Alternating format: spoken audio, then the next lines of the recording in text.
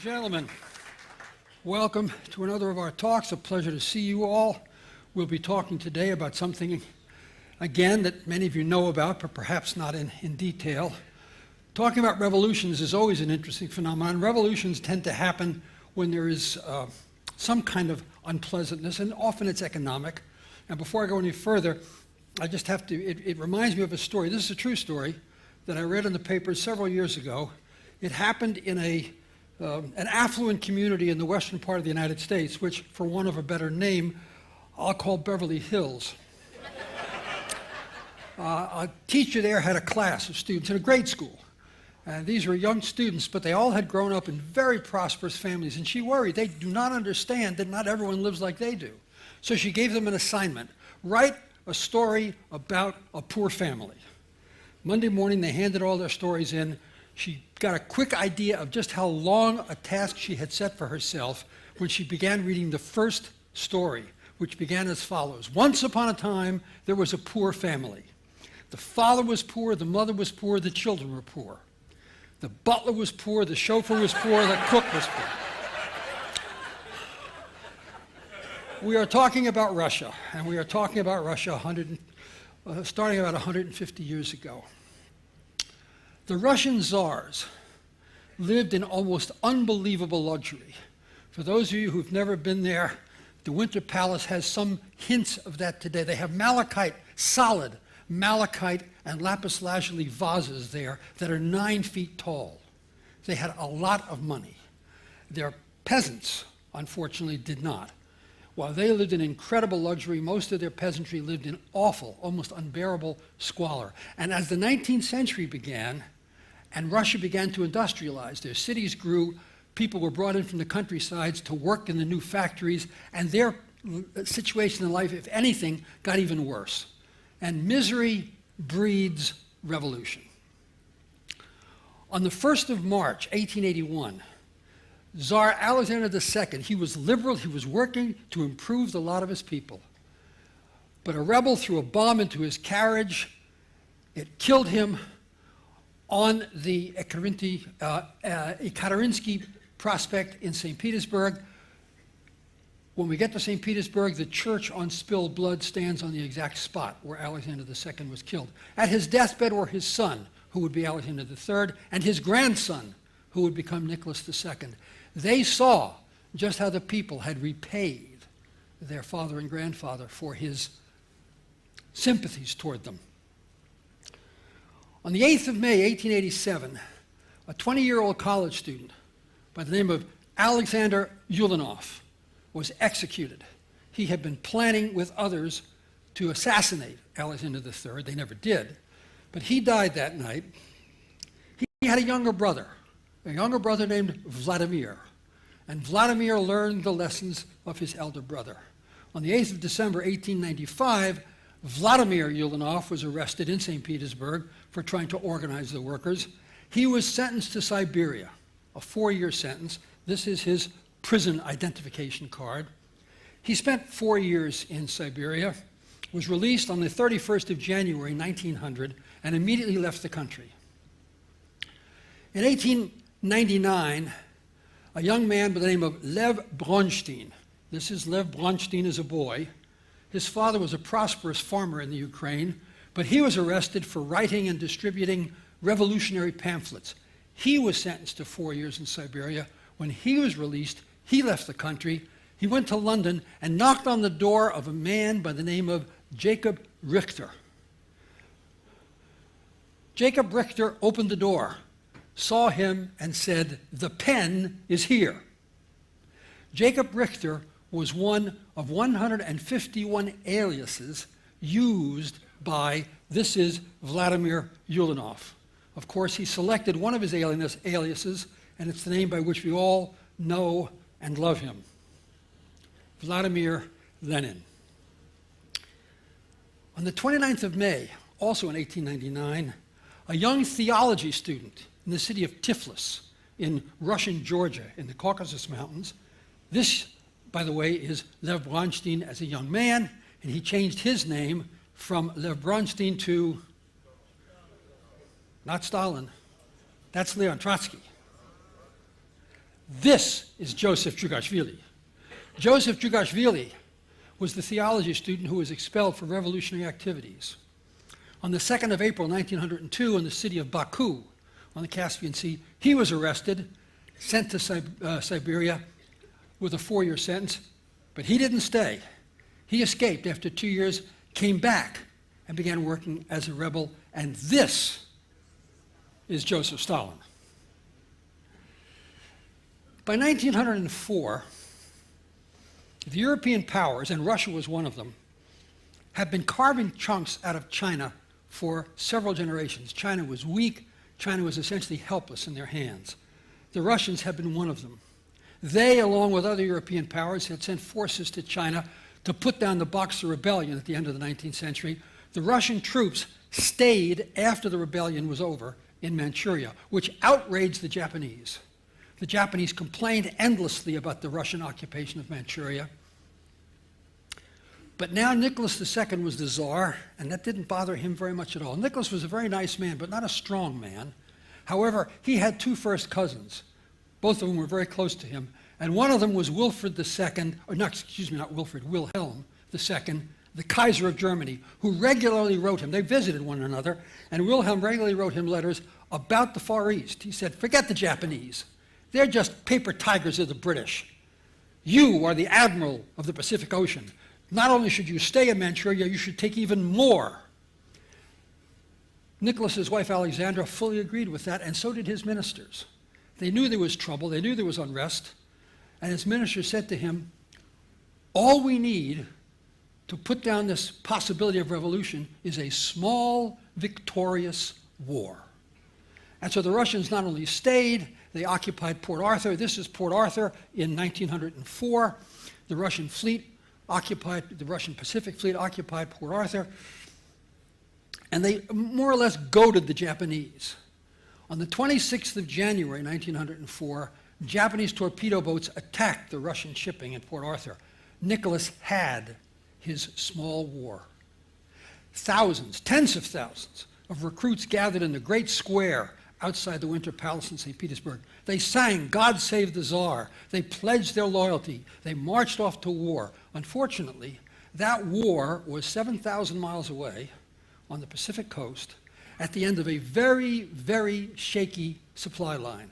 That supply line consisted of the Trans-Siberian Railroad, single track, and it wasn't finished yet. The war did not go well. But if it didn't go well for the Russian army, it was even worse for the Russian Navy. They were based primarily at Kronstadt on the Baltic Sea. They had to sail 12,000 miles to get to the war zone. Russian warships were obsolete. Russian senior naval officers were, to put it kindly, incompetent. They sailed. In the North Sea, they mistook British fishing trawlers for Japanese torpedo boats. They sank one of them. They almost provoked a war with England. In the reflection after, they might have been better off if they'd fought England than what they fought in the Orient, because the Japanese had a brand new navy. Battleships that had been built for them by the British in British yards, and they were waiting in the waters between Japan and Korea for the Russians to appear at a place called the Straits of Tsushima. The Japanese admiral was Admiral Togo. He was a very good admiral, not the least bit incompetent. On the 28th of May, 1904, he annihilated the Russian fleet. I mean, literally, only a few patrol boats were left afloat. On land, the Japanese took Manchuria. They took Port Arthur. Thousands of Russians died. Tens of thousands of Russians were made prisoners of war by the Japanese, who were no kinder to prisoners of war then than they would be later in World War II. Back home, not only was revolution not forestalled, but misery had increased. On the 9th of January, 1905, large numbers of people gathered, this was a Sunday, in St. Petersburg in various areas to form processions to march down the boulevards and present petitions, just to talk, to present to the Tsar their complaints. They said the Tsar will certainly listen to us because the Tsar is our father. But there were radicals in the group. One of them, a man by the name of Father Gapon, said, yes, But if the Tsar does not listen to you, then you have no Tsar. The procession set off down the boulevards. Among the people in the processions were Anna Ulanov, the sister of Lenin, Alexander Kerensky, Maxim Gorky. Great banners preceded them, large pictures of the Tsar and the Tsarina. But unbeknownst to them, unbeknownst even to the Tsar, the infantry battalions in St. Petersburg had been alerted, and contingents of cavalry and Cossacks had been brought into the city secretly, and they were placed and waiting. As these processions came down the boulevards, they encountered infantry cordons drawn up across the boulevards, blocking them. They walked, the ones in the front row, forward to explain to the soldiers what they were going to do. The soldiers raised their guns and fired. At the same moment, the cavalry, hidden in side streets, in parks, came galloping out, sabers flashing, and cut them down. Nobody knows how many people died on what came to be known as Bloody Sunday. But the Russians, indeed, had no Tsar. What they had was revolution. Barricades went up all across Russia, in St. Petersburg, in Moscow, in Kiev, in Kazan, in all the major cities. Fighting spread. The general in charge of the Russian interior forces, General Trepov, whose men would put this down, gave a very simple order to his troops. Spare no cartridges, he said, and use no blanks. This was for real. Lenin was in Geneva. He read about all of this, and he ignored it. This couldn't be the revolution. He knew communist doctrine, and communist doctrine made it very simple. The revolution, he believed, would begin with the proletariat, politically educated workers, Germans perhaps, or the British, or the Americans, certainly not the Russians. Russia, at best, would follow, not lead. But 10 months of blood in the streets, a lot of blood in the streets, finally convinced him this might be the revolution. And dear God, I'm not there. I better get there and get in front of them to let them know that I'm the leader. And so he headed for Russia. He was still traveling, however, when the last barricades in Moscow were overrun. The 1905 revolution drowned in its own blood. But just a couple of drops of blood at about the same time gave a foretelling of even bigger trouble to come. On the 17th of July, 1904, the Romanovs had a child. It was their 5th child, but it was their first boy. They had prayed, they had gone to mystics.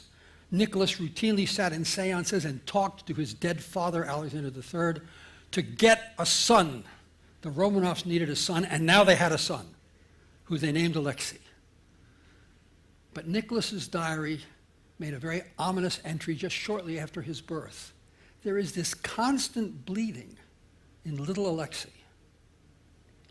But on the 1st of November of the same year, he had another equally ominous entry. We have made the acquaintance of a man of God, Brother Gregory from Tobolsk, which is in western Siberia. This is Brother Gregory. Brother Gregory was Rasputin. Rasputin is not a name. Rasputin is a word. It means debauched. He earned the name back home because of his uncontrollable appetite for alcohol and for women. 2 grand duchesses had discovered him in Kiev. They thought he had mysterious powers, and they had brought him to the court because of this awesome aura about him. Well, it turned out that the royal family had need of someone with mysterious power, someone who could work miracles, because the constant bleeding in little Alexei was hemophilia. Hemophilia is an inherited failure of the blood clotting mechanism. It was known as the royal curse because princes all across Europe had it. And in 1905, hemophilia was agonizingly painful, it was incurable, and it was always fatal. In 1906, when little Alexei was only 18 months old, this is Alexei and his mother, Alexandra, he had an episode of hemophilia which seemed to be unstoppable. It seemed like it might carry him away. They tried everything, and in desperation, they sent for Rasputin. Rasputin walked into the room, and somehow Alexei seemed to get better. Alexei not only got better, he recovered. And it was clear that whatever aura, power, personality Rasputin had, it worked with Alexei. It eased his hemophilia. Alexandra was an empress, but she was also a mother. In Rasputin, she saw someone who could save the life of her son and who could save the life of the dynasty of the Romanovs. Rasputin was made an intimate of the court. He spent afternoons in Alexandra's private quarters. They would pray. They would sing hymns. He would give her little kisses. The royals kept Alexei's illness a secret from everyone outside the immediate family. Even the royal court did not know that the boy had this disease. Therefore, no one could understand why they made such a special thing about Rasputin. Rasputin was not a nice man. Actually, he had the table manners of a pig. He was a vegetarian, but he ate with his hands. He would pick morsels right out of the common serving dishes if he chose to. He was incredibly vulgar in his language, and if he was sitting with important people, Grand Dukes and Grand Duchesses, he got even more profane. And yet the royals seemed to adore him, and rumors spread, terrible rumors. Rasputin's appetite toward women became widely known. They said, he's abusing the empress. What was even more appalling were the rumors that he was abusing the princesses. A police commissioner in St. Petersburg, Commissioner Dzunkovsky, made a public statement. The empress is blind to the influence Rasputin has on her. She had him removed from office. On the 28th of June, 1914, in the city of Sarajevo in the Balkans, a Serbian nationalist by the name of Gavril Princip assassinated an Austrian Grand Duke. His name was Grand Duke Joseph, and he was in line for the Austrian throne. He and his wife Sophie were both killed.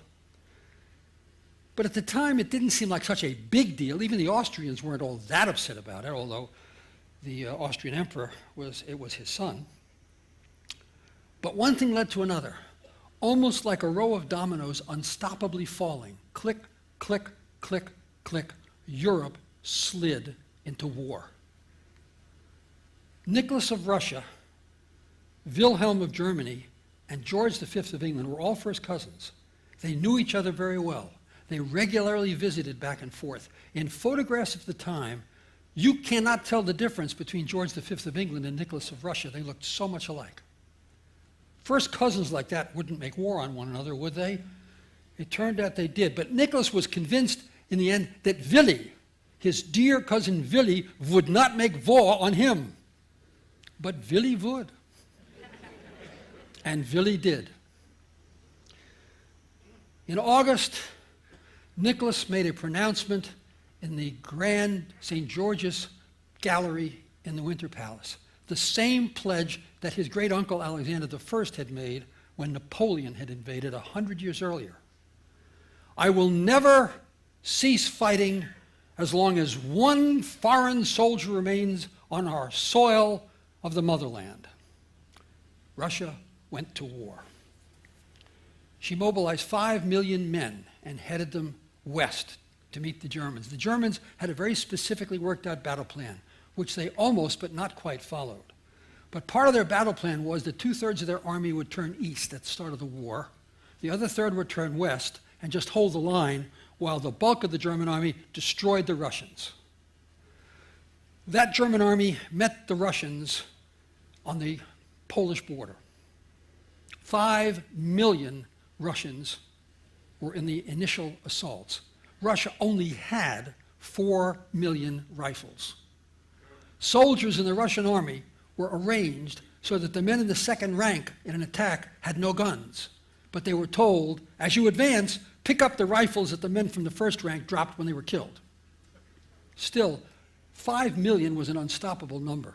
They overran the Germans. They drove them all the way back into East Prussia until Ludendorff, the German general, managed to organize his 8th Army into a counterattack at a place called Tannenberg. He overran the Russians. The Russian line collapsed. Their loss of life was in the millions. Ludendorff advanced all the way into Western Russia. Russia reformed. Beginning of 1915, they launched another assault. This one accomplished nothing more than the first, except that they got hundreds of thousands more of their men killed. The news from the front was dreadful. And in September of 1916, the Tsar announced that in order to take control of things, he was going to the front himself. Advice from his ministers, advice from his relatives, all the way up to his Grand Dukes, who were generals in the army, not to go was ignored, and off he went. He left behind as his ultimate authority his wife, Alexandra, which meant, of course, Rasputin.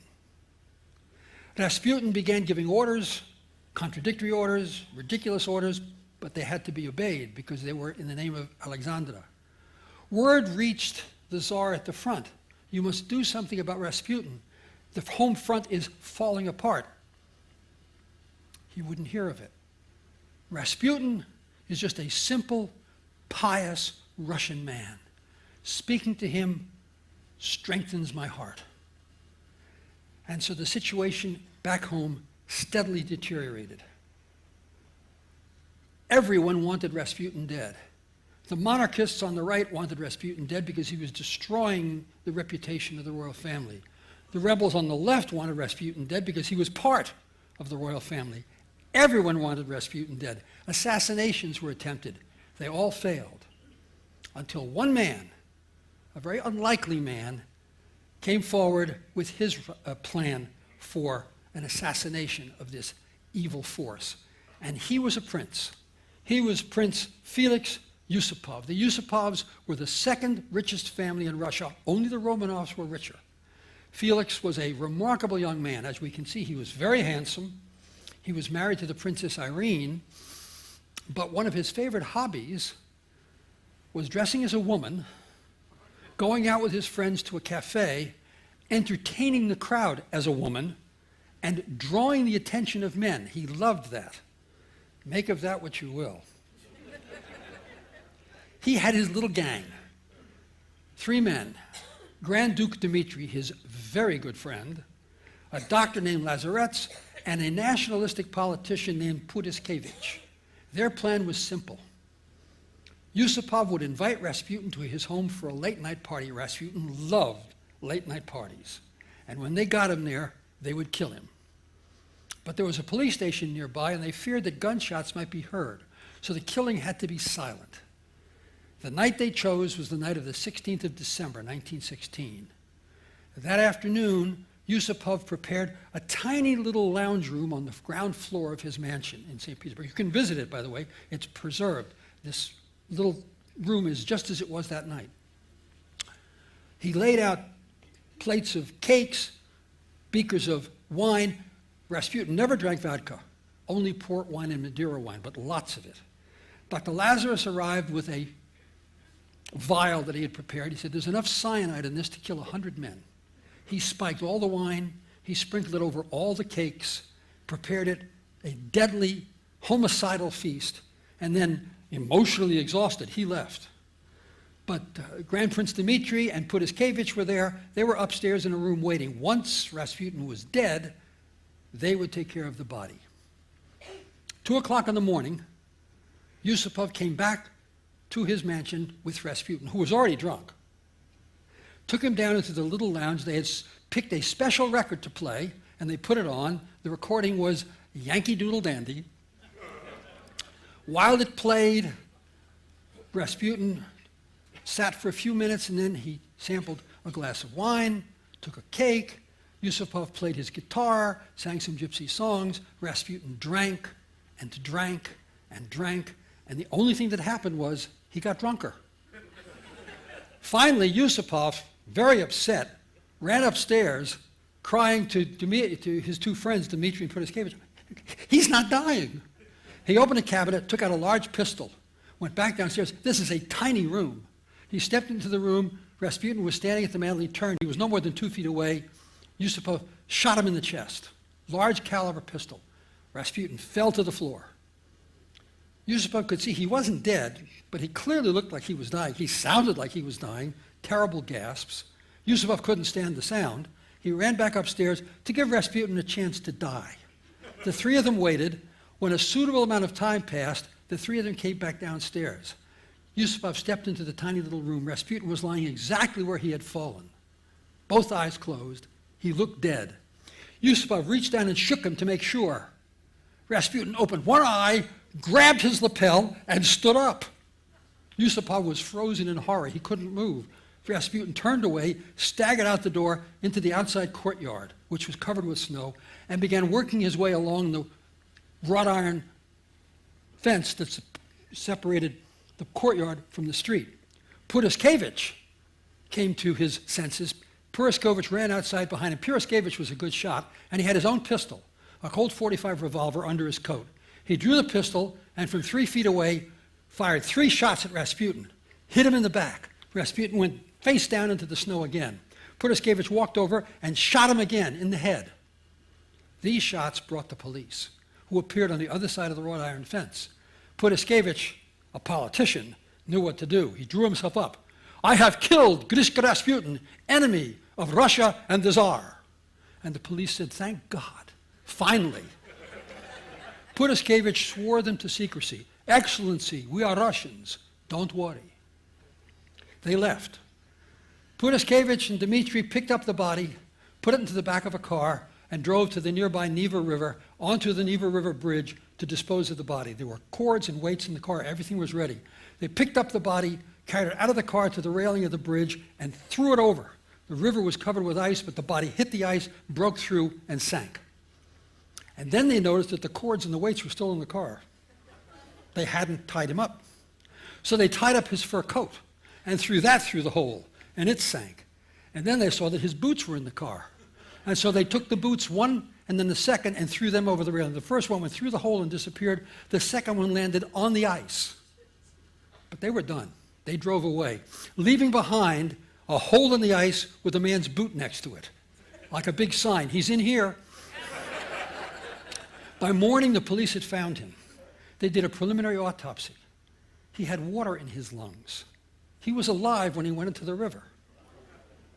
Enough cyanide to kill 100 men, large caliber bullets in his chest, his back, and his head, and he was still alive.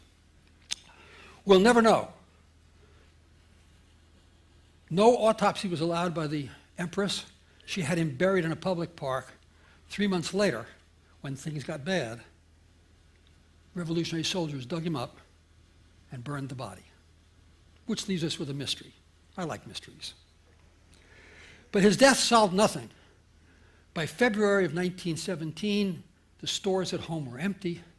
People were actually demonstrating for bread, marching in parades with great banners, just asking for food. The authorities did what they always did. They sent the Cossacks out to break them up. But this time the Cossacks didn't act. They just sat on their horses and watched. So they sent the police to force the Cossacks to do their duty. The Cossacks began fighting with the police. Thousands, tens of thousands of Russian soldiers had been literally walking away from the front. Whole units were deserting, many of them taking their weapons with them, and they clogged the streets of St. Petersburg. And now they got involved in the fighting.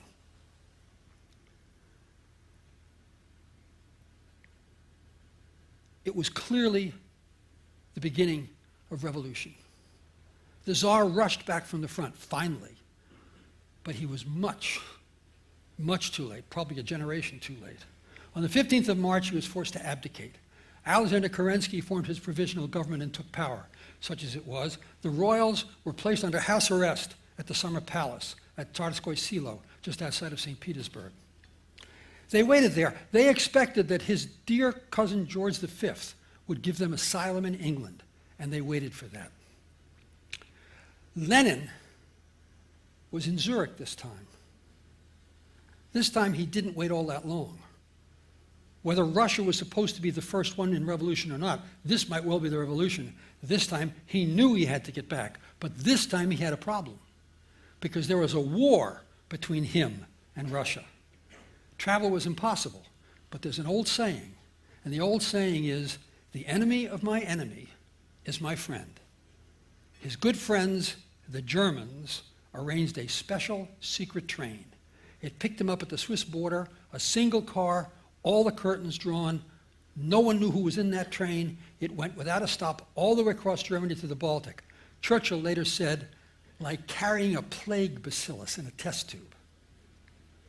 On the 3rd of April, which was Easter Monday, at 11:11 p.m., this is the whole royal family, the Tsar, the Tsarina, and the 4 princesses and little Alexei in the front. They are still waiting at the Summer Palace, expecting to be saved by their cousin George. But this is Lenin, arriving at the Finland station in St. Petersburg on Monday, Easter Monday night. And he made a very short speech, very short and very powerful. The people, he said, demand peace, bread, and land. Pretty good. England withdrew the asylum. There would be no asylum for the royals. On the 1st of August, 1917, the Kerensky government moved them from the Summer Palace to a more secure house arrest in the city of Tobolsk in western Siberia. Yes, Rasputin's hometown. Maybe coincidental and maybe not. But things steadily got worse. On the 29th of October, 1917, the cruiser Aurora intervened in the street fighting. Street fighting had spread all across St. Petersburg. Every political group had its armed force, and the struggle was a raw struggle for power. The cruiser Aurora still exists. It's still tied up in St. Petersburg. You can visit it today if you like. 11 o'clock on the night of the 29th of October, 1917, it trained its guns on the Winter Palace and it opened fire. But it was only firing blanks. It was a signal. Not that a signal was needed. The first image I put up is based upon a Soviet fantasy, the idea that devout Bolsheviks, devout rebels, stormed past the Tsarist machine guns guarding the Winter Palace and broke in. That never happened. Kerensky's people, the afternoon of the 29th, powerless for a long time, had just simply put down their pens and walked away. And Lenin and his Bolsheviks just simply walked in and took over. No fighting required. Lenin immediately formed what he called the Soviet of People's Commissars, a new government. Leon Trotsky had been living in New York City in exile. He came back and went to work forming the Red Army, which it turns out they needed. By 1918, Russia was deep in civil war. The Whites, the anti-Bolsheviks, had their prime power source in Siberia, which meant that Tobolsk was threatened. If they captured Tobolsk, they would capture the Tsar's family. Not acceptable. On the 26th of April, a special detachment of Bolsheviks moved the Tsar's family from Tobolsk to the city of Ekaterinburg in the Urals, what were known in those days as the Red Urals. They thought they were safer. Ekaterinburg no longer exists. The city still does, though. Today it's known as Sverdlovsk. And they put them up in a house. This is the house of an engineer named Yepatev. He, of course, was moved out. The royals were moved in, and they were guarded there. But by July, the Whites were closing in on Ekaterinburg. It wasn't as secure as all that. The Bolsheviks could not allow the Tsar to be set free. He would be too powerful of an image. And so on the 4th of July, the Bolshevik guards from the Ural Soviet were replaced by a special squad from the Cheka. The Cheka was the first Bolshevik secret police. They had been in power not very long at all, but they got the secret police formed up immediately. This was a special squad commanded by Yakov Yurovsky. But Moscow knew what was going to happen. On the 14th of July, a telegram was received by the Ural Soviet from Moscow.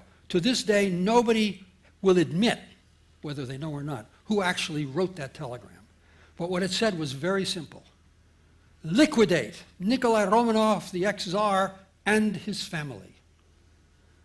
The people of the Ural Soviet knew, all well and good, but killing a Tsar is a scary business. I mean, if we lose this civil war, we're dead. And frankly, if we win the civil war, I mean, we may still be dead. People don't like people who kill rulers. Still, it's an order, and we knew the Tsar had to die. 3 o'clock in the morning of July the 17th, Yurovsky arrived at the Apatev house, and he awoke the royals. They were sleeping in bedrooms on the top floor. He said, a white shelling is anticipated. The whites were just outside the city. If they shell the city, this is not a safe room. We must move you down to the basement. The royals all got up. Alexei, who was just 14, had a bandage on his leg. He had just suffered a hemophiliac episode. Nicholas picked him up. He carried Nikolai down the stairs, followed by Alexandra, then the 4 princesses, Olga, Maria, Tatiana, and Anastasia, and then their retinue. The royal retinue, which had numbered in the thousands, now was a little smaller. It consisted of Dr. Botkin, their maid, Debedova, their footman, Krupp, and their cook, Karatinov. Just 4 people. So 11 people filed down the steps into the basement. That arrow points to the room that they got into. It was a simple room, no furniture, just the one window. The Tsar asked for some chairs. 2 plain wooden chairs were brought in, and Yurovsky said to him, arrange yourself for a photograph. We're going to take a photo of all of you. Nicholas sat down on one of the chairs with Alexei on his lap. Alexandra sat down in the other chair. The 4 princesses arranged themselves behind, and then the 4 members of the retinue behind them. And they waited for a couple of minutes. Yurovsky came back into the room with 11 men from the Cheka, each one of them carrying a pistol. He spoke to Nicholas. Nicholas Alexandrovich, he said, by orders of the Ural Soviet, we are going to shoot you and your family. Nicholas could barely say what when all 11 opened fire, each on his specific target. They emptied their pistols into them. The room filled with smoke. They all left. Guards came in to check. 2 people were still alive. Demidova, the maid, was still alive, and one of the princesses, probably Maria. The guards killed them both. Anastasia's little cocker spaniel dog, Jemmy, whom she had carried down the stairs, was also still alive. They killed the dog. That seems to affect people more than killing the people sometimes. All 11 bodies were loaded into a truck, driven to a nearby village called Koptyaki, where a grave had already been prepared with a fence around it. That fence was strengthened, heightened, doubled. A guard was posted. They were all buried in the same grave. The guard was never taken away. That grave, from the moment they were buried, was guarded 24 hours a day, every day of the year, for 80 years. Not a minute was taken off. No one ever was allowed in. No one ever was allowed out. And there they were. The place we're visiting, the Solovetsky Monastery, has a fascinating history. This is an image of the monastery in good weather, which is not common. The Solovetsky Monastery was built in the year 1436 as an outpost of Christianity in the Russian north, the leading outpost of Christianity, and for about 100 years, that's just what it was. But in the 16th century, it was converted into a fortress, a border fortress. And in 1571, and again in 1582, it repelled 2 invasions by the German Teutonic Knights. Some of you will remember that they had invaded Russia 3 centuries earlier, unsuccessfully. These were unsuccessful as well. In 1611, they repelled a Swedish invasion. The Swedes would later actually enter Russia and suffer a terrible defeat. But in 1918, Lenin converted this monastery fortress into a camp. The first camp of a special entity known as the Glavnoye Upravlenie Lagary, Glavnosky Upalensky Lagary, which gives us the Gulag, the first camp of the Gulag. The Gulag became this enormous group of camps all across northern Russia, all across northern Siberia. The purpose was very simple: to re-educate those who represented a threat to the workers' paradise, and actually ultimately kill most of them. Maxim Gorky wrote in 1927, prisons like this, he called it Solovetsky, prisons like this are absolutely necessary. Some of you know, I'm sure, that Alexander Solzhenitsyn spent 11 years in the Gulag. He survived, and he wrote the book, The Gulag Archipelago. But the Gulag was more than just an extermination camp or a re-education site. It also was important in the economy of Russia, both before World War II and after. Prisoners there, who were actually just slave labor, were used to produce in the mines. It yielded 76% of Russia's tin, 46% of her nickel, 40% of her cobalt, 40% of her iron ore, 60% of her gold. Industrial cities were built across the Soviet North to support the Gulag, to process this ore. Cities like Magadan on the Pacific, Norilsk, and Vorkuta. Life in those cities was not glamorous. It's winter all of the year except for one afternoon. Not quite, but almost. The workers all had a quota that they were supposed to turn out every day. They were fed a ration, and the amount of the ration they got each day was that percentage of their quota they filled that day. If you filled your whole quota, you got your whole ration, which wasn't all that much. But if you couldn't fill your quota, you got less, which meant that you were weaker and were not able to fill your quota the next day. Those who couldn't fill their quota were worked until they died. A lot of them died. In World War II, the Germans, advancing into Russia, approached some of these camps. Rather than let the camps fall into the hands of the Germans, they moved the camps. The Russians gave first priority for transport to the machinery. That was moved by truck. The prisoners were forced to walk. And if for whatever reason they weren't walking fast enough, or it looked like they'd fallen into the hands of the Russians, large numbers of them were just killed on the spot by the NKVD, who had inherited the title from the Chekists of secret police. After World War II, largely with the aid of the British and the Americans, thousands of Russian prisoners of war who had survived the German camps were returned to the Soviet Union. They were all sent to the Gulag because in the USSR, surrendering to the enemy was treason. The Soviets never closed the Gulag. It did not end until the Soviet Union ended.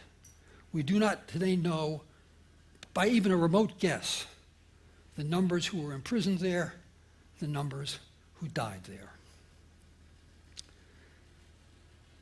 But after the Soviet Union fell and Russia was reestablished as a country on its own, some of the Russians said, every czar since Peter the Great has been buried in the Peter and Paul Cathedral in St. Petersburg, except for these last Romanovs. We should dig them up, bring them back to St. Petersburg, and bury them there as well.